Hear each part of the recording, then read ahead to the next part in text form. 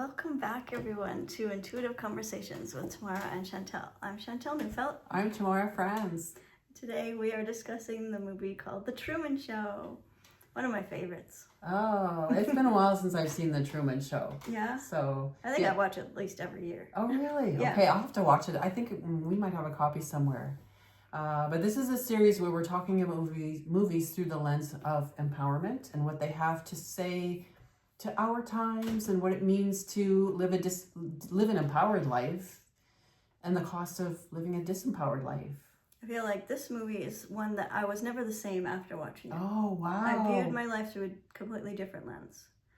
Because, if you've never seen it, the movie is about a guy named Truman who is on a reality show.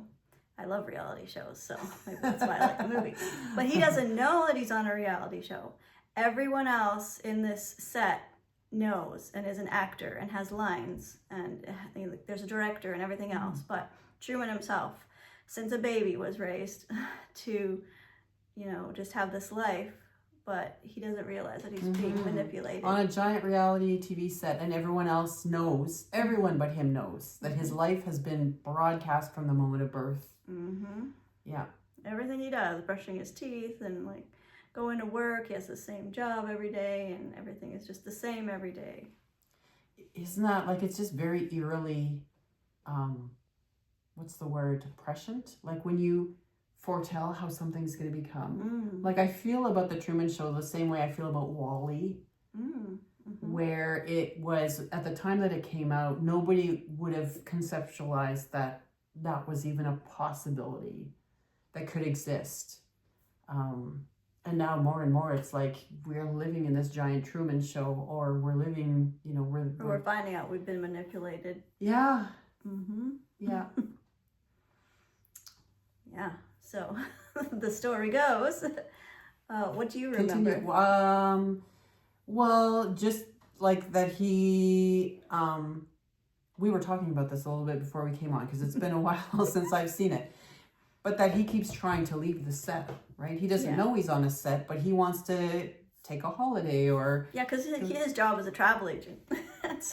So he's promoting the world of wonders to everybody else. But then every time he tries to go on a holiday, somehow, or even just to do something new and unexpected, right? The traffic will converge in a way that he can't take the route he wants to take to get, or there's construction or a big fire or... Yeah, and so everybody's in on keeping him in these narrow limits that he's allowed to live in. And there's a storyline too of him and his dad going out on a boat ride in the water when he was younger, and then his dad dying in this storm, at sea. And so after that he's scared to go to sea, and that's perpetuated by everyone telling him that he's afraid. And so talk about manipulation on a grand scale. Oh, limiting beliefs. That's a real message of the movie, is just how limiting beliefs make our lives so small.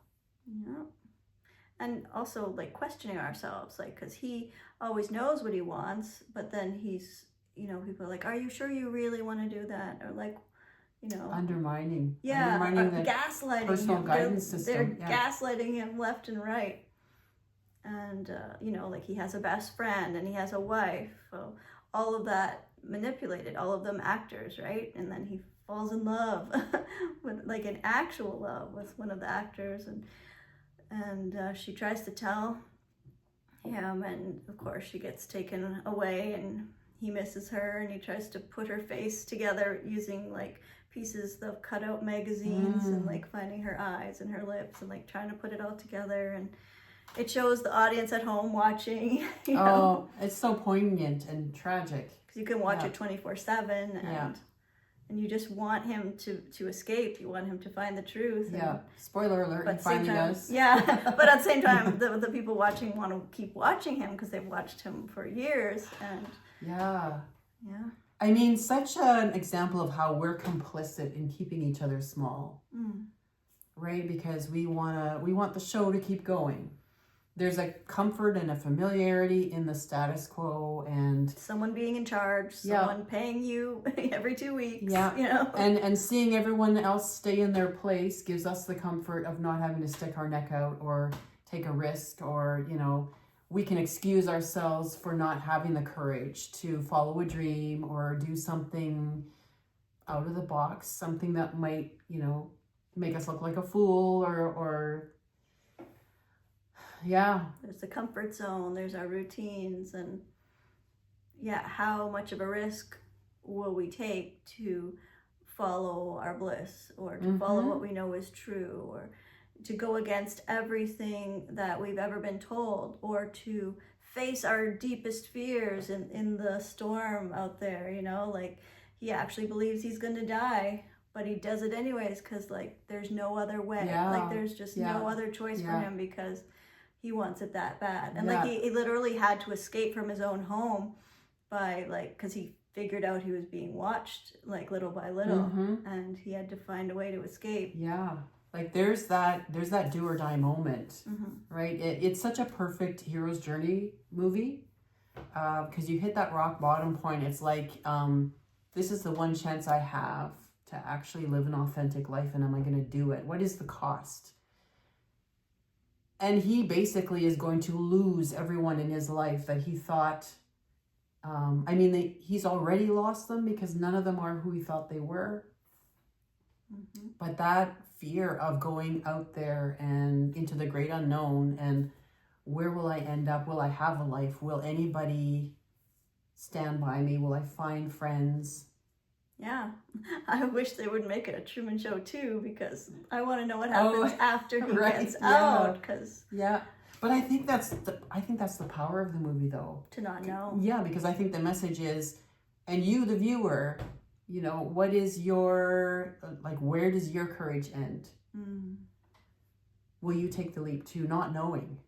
Because the Hollywood ending is so stereotypical.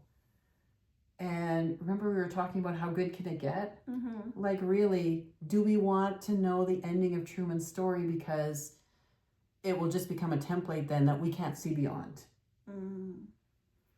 Well, I mean, it's kind of best left up to our interpretation of what happens after he gets out, because we can, like, put our life through that lens and live as if we had just gotten out.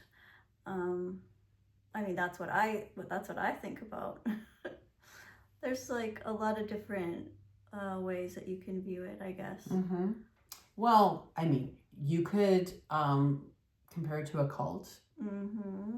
You could compare it to any community of conformity, whether that is small town life, or whether it is a religion, or whether it is politics. Yeah. Like, even if you don't know who is the leader, because, like, Truman didn't know who the big boss was, the god in the sky talking to him at the very end, like, he didn't know who that was.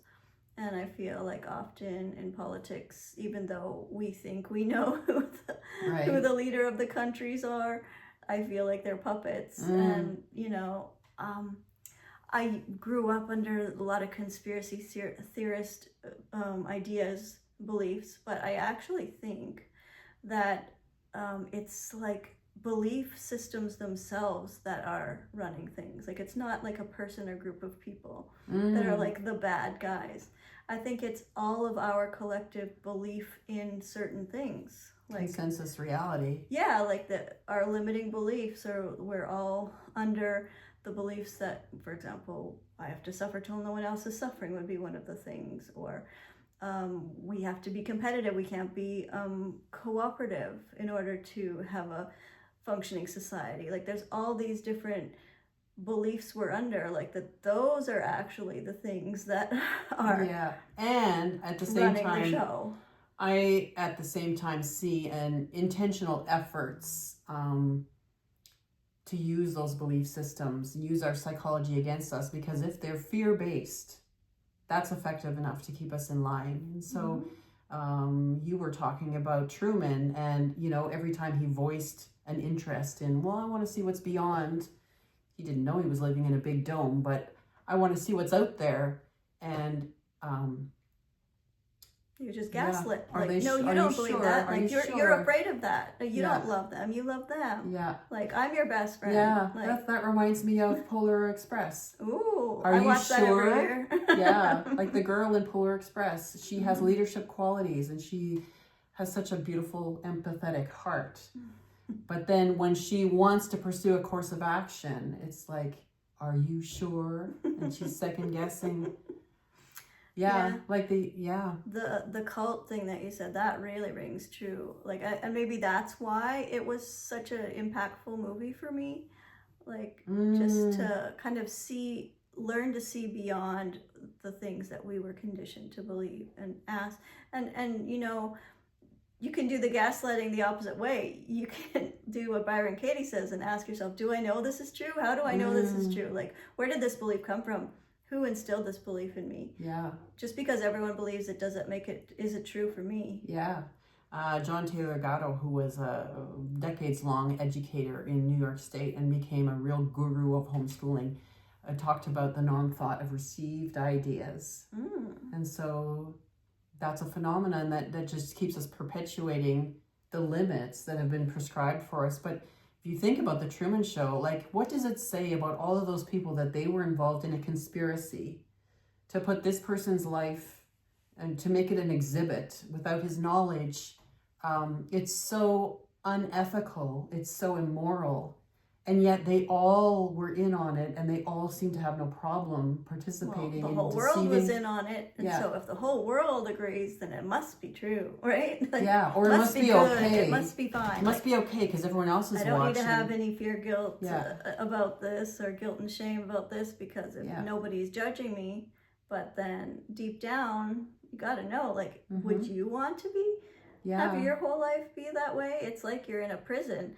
It's like he was a baby put in prison. How ethical is that? Yeah, well, I mean, that's happened in real life. If you think about what were the quintuplets that were basically grew up behind a two-way mirror? Or anyone growing up in a cult, or like, it doesn't just have to be my particular religious cult. It could be any culture where you didn't have a choice about stuff. You were just like told, like, this is what you believe, like, this is what's true. So he didn't have any option about his life because he was completely ignorant about, and I guess we can claim that to a certain point, right? But once we start thinking about whether things feel right or not, right? At what point do we... Does it resonate? At what point do we trust the inner guidance? At what point do we realize that anything where I'm bumping up against a conditioned fear, and maybe sometimes we don't even know because we're not thinking it through. It's just a conditioned response. Oh, I shouldn't do that. Oh, I shouldn't go there. Oh, I shouldn't say that because that's going to make this, this group of people uncomfortable. I think oftentimes it's because we want to be safe. And you can only be safe if everyone is, kind of in agreement. Yeah. And so if you step away from that, that really gives you a feeling of, that you're not safe. But there's a paradox where the most unsafe thing you can do is give over your destiny to other people, right? And betray your own soul. And it makes me think of that verse. There's a scripture verse. What does it profit a man or a person to gain the entire world and forfeit their soul? Yeah. Right? So I feel like there are moments where we all have to make that choice. Am I going to continue to participate in this consensus reality that I can see now is harmful to me or harmful to others or both? And at what point do I step out, even if it means leaving behind the good opinion of everybody, that I know, or he takes off into the sunset at the end of the movie, not knowing where he's going, leaving everything behind. But yet, that's the way of evolution, to think outside of the box. You gotta evolve. You gotta think past what your parents have taught you. Because, just think about how your grandparents were with your parents, and then how your parents were with you, and how you were with your kids. Like, every generation is evolving, and we want our kids to evolve and question things and follow their hearts, even if it's not exactly what we would do. but they're not us. They have their own journey. And I also feel like it can get out of balance too when we feel like what's true for us should be true for everyone.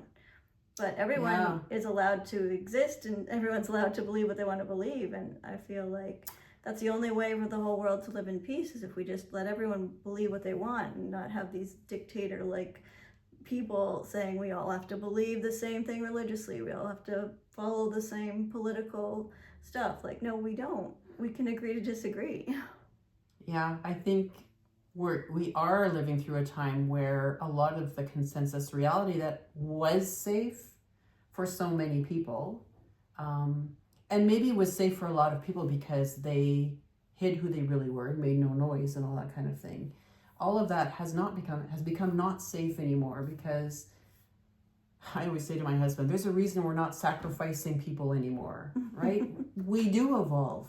Mm-hmm. There's a point where we outgrow the systems, and we have to outgrow the systems because we're meant to keep creating who we are as a species and going beyond. And so we have to get to the edge of that dome and push through it. And sometimes that's a really scary thing to do. I'm sure both of us have been in situations in the past where we feel like we've made the choice that's going against everyone else, or basically going against everything that we've been taught. But we feel like this is what's true for me. It feels true in my body. Like, this is the right choice for me. And like, it's the scariest thing. Yeah. To risk that social. A lot of people are more afraid of social death than actual death. Oh yeah. There was a painter, Georgia O'Keeffe. She was from the American Southwest, I think. Her paintings are very striking. They're very vibrant, but like it's a desert landscape kind of thing. And she made a quote, I think it's her. I've been afraid every day of my life, because she was asked, how could you be brave enough to do this? I may have it wrong. Maybe it was a different artist or whatever, but that quote stuck with me, that somebody who has created their own style, who stepped out and was that avant-garde, to say, I've been afraid every day of my life. So courage isn't, that you're not afraid to do it. It's just like you can't stop yourself. Yeah. All right. I think we come to a good place to stop. Until next time. We're hearing noise in the background. Keep following your heart song.